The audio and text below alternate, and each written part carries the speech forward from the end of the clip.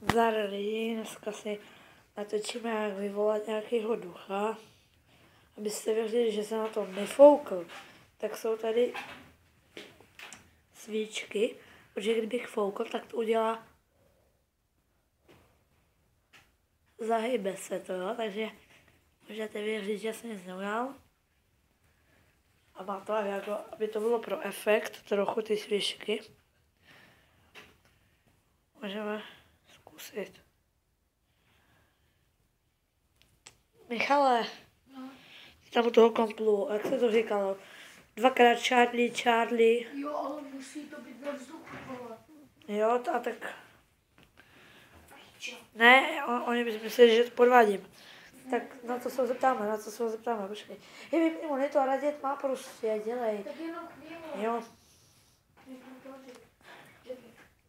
Hlavně ten, aby byla tma, debile. Tak je taky koukejte se. Tak je roční. Ne, já. Ale to musí, vole. Vole, Musí ty to... kokot, chytl ti rukáv, vole. No.